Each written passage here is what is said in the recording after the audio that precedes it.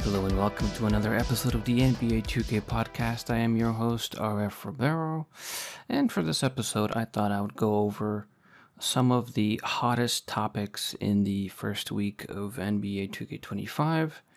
Everything from face scans to the contest system to general gameplay that people may or may not be complaining about.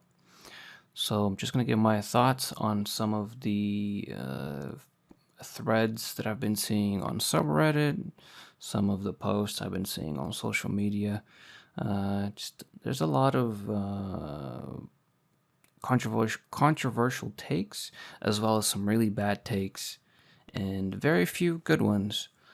So we're gonna start with something light, and I guess the face scans is a good place to start. Some people have been, of course, as every year, people try to do their face scans, and every year it's a problem. It's a challenge that people just can't really figure out. Some people are able to, and they'll tell you go outside, stand by the light. You need to get good room light or a good camera or whatever the case may be. But the fact of the matter is that NBA 2K face scan apps have been around for quite a few years, and they've never really been completely solid. There's always been issues with them, and I'm sure there's probably a proper way of doing the face scans in a general sense, to where people can get the face scans done without looking completely, morphed into a creature almost. Some face scans are really, really bad, and I'm not sure what technology the face scan uses, and my thinking is that it does have something to do with the turning of the head, right? Because a lot of these face scans that don't work properly, the faces are like dragged out, almost like a panorama. If you do a panorama and you do it wrong, that's basically what happens to things in the image. They get dragged out, like stretched. And that's basically kind of what it seems like it's going on in these face scan apps.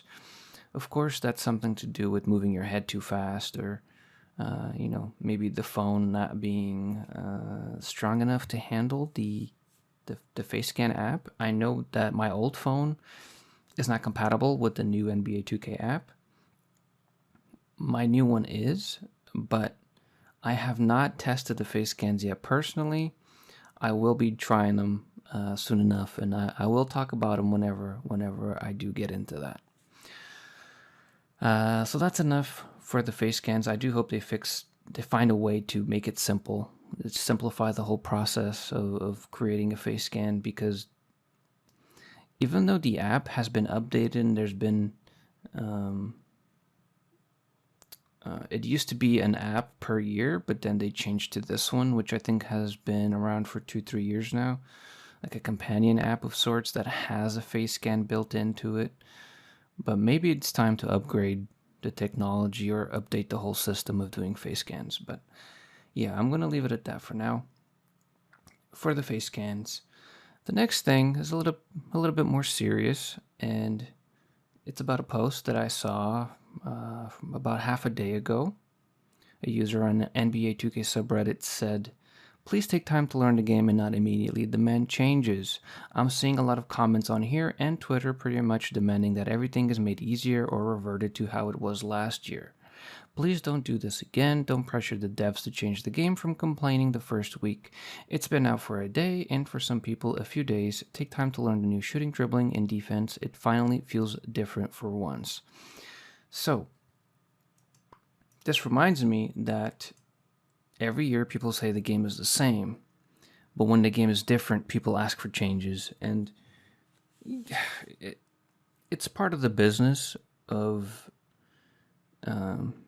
you have something that you sell to consumers, and when you want to make consumers happy, that some of them are never going to be happy. Some of them want things one way, others want it a different way, and you're never truly going to have, the entire community's support on anything. People complain so much in the first two weeks of every game that 2K ends up changing things, reverting things to make the game easier, offensively, usually. And then people get, they get content because it's what they're used to, but then they get tired of the changes and then they say the game feels like the same. The game feels the same as last year. And it's basically a cycle. And somebody pointed that out, that the game comes out looking fresh. People ask for reversions. Reversions, is that a word? People ask for changes to be reverted back to what they were, or they're upset. They say the game is ass, or there's always something, and it's quite annoying at this point because I've been around for 6-7 years now, and every release is the same in a general sense when talking about the community and these points of 2K actually developing a good game and the community crying so much that 2K feels pressure to make changes. The new defense, to me, is great. Yeah, there's a few little bugs here and there. Maybe chase down steel rips specifically could be toned down a bit. Maybe. I'm still not sure about it. But maybe blocking fouls could be touched a little bit. Other than that, defense is good. Offense is great. People are shooting 40, 50, maybe 60% the highest right now, which is completely fine. It's great. You're not going to see people shooting 90% no more. This is not 2K20 or 19 or whatever 2K is used to be. There's a skill gap. There is. And if you don't want to be part of that skill gap, you got to play Park and Rec. That's your modes for easier shooting and easier everything else.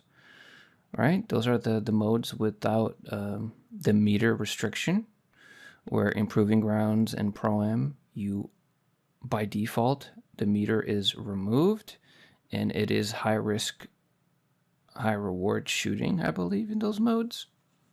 Or is that that might be a personal change, but I know that it is no meter. It's locked to no meter, so I'll just leave it at that. There's people saying that this might be their favorite 2K in recent times, and I'm hearing casual players say this as well, because the game feels fun, because it feels new. We don't want things to go back to being completely familiar. There are certain things that you can do right now that are familiar to other games. Of course, it's a basketball sim game at the end of the day. It's going to feel similar in some ways. This year feels a lot different in a lot of different ways, in a good way.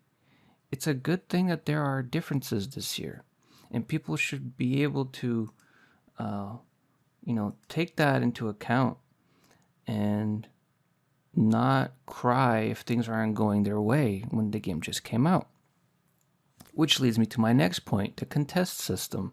I've been seeing people complaining about the contest system and how is that open? How is that red? How is that this? How is that that? So, what I did was do some research.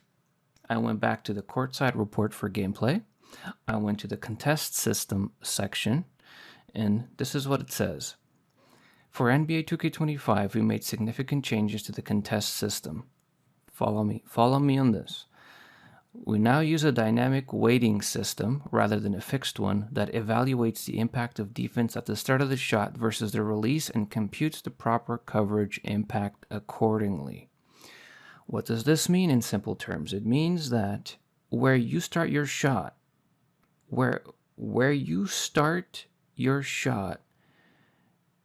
is taken into account more than where your shot releases at. Does that make sense?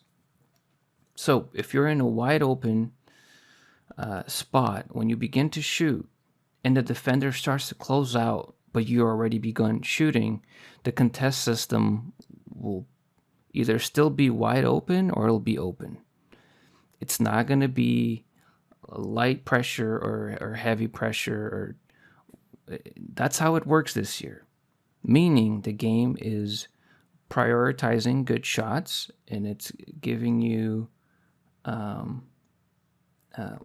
obviously less contest or no contest on shots that shouldn't have a higher contest. If you begin your shot when there's nobody near you, it makes sense that by the time somebody does get near you, that the shot won't be as heavily contested as if, say, somebody was near you when you started shooting with the hand up, right? And then you have to take into account badges and shooting attributes, as well as perimeter defense attributes and other defensive attributes and badges. And all of that goes into play, but it's a pretty simple system that's easy to understand.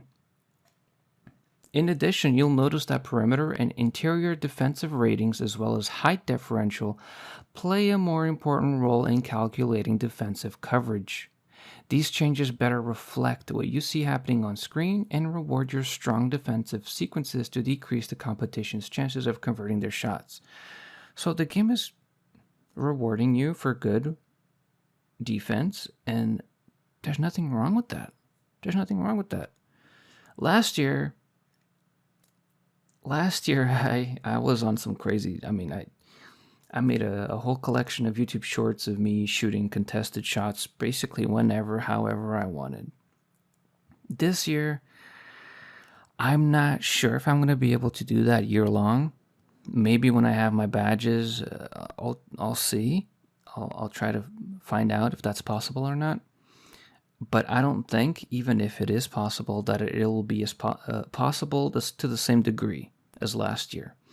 I was shooting, I shot reds. I saw 100% red contested go in.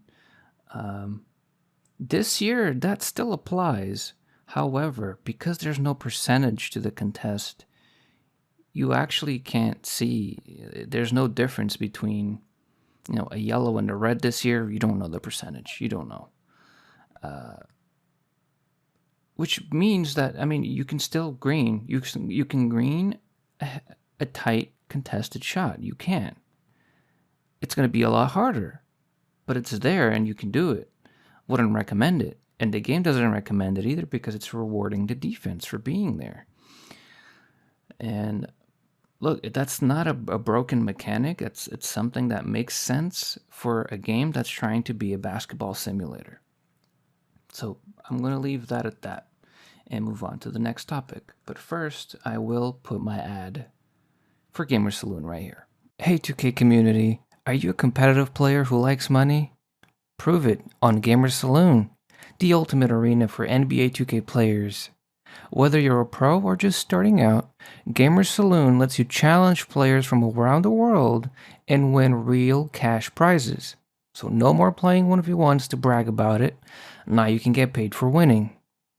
Gamer Saloon offers a seamless platform with various tournaments and head-to-head matches, perfect for every level of player. Listeners of the NBA 2K podcast can sign up today at gamersaloon.com/ribpodcast. All one word, gamersaloon.com/ribpodcast. Link in the description. Okay, a little fun one. I posted this on Twitter. Somebody from our community on NBA 2K subreddit is having a blast on NBA 2K25 on ultra widescreen. They're using a Samsung G9 OLED or OLED monitor, and it is completely massive, ultra wide, and they're having fun. The game seems to be working great in there. It's quite interesting to look at. You really get a really good look at at everything. What can't you see on an ultra wide? yeah, it's interesting. And if you guys want to check this out, you just go into the NBA 2K subreddit. Um, there should be the post should be in there. Uh, yeah. So speaking of monitors, of course, I think I've mentioned this before.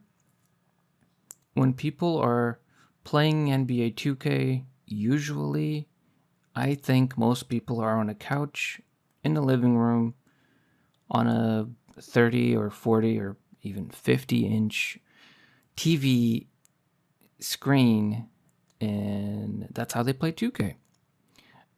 There's nothing wrong with that.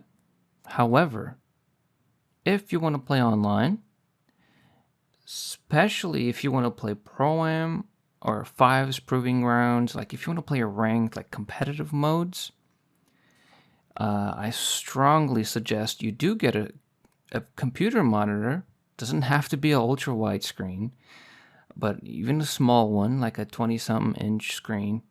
Get a computer and a computer monitor because they have less latency on them. They respond quicker to things going on the screen than a TV does.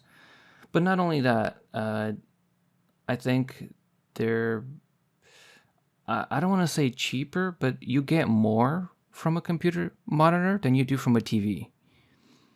Specifically when it comes to gaming. Now, if you want to use a TV to play all sorts of games and you watch TV channels, I'm not going to tell you to get a monitor.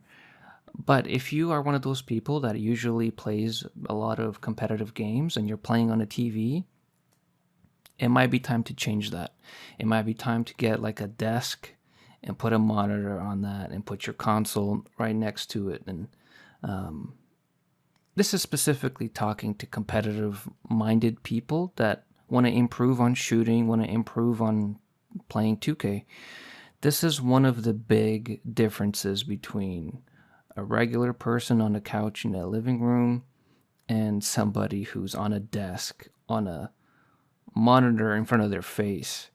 And yeah, it doesn't maybe compute to someone who's not familiar with the differences in the screens and the why would a smaller screen be better than a bigger screen.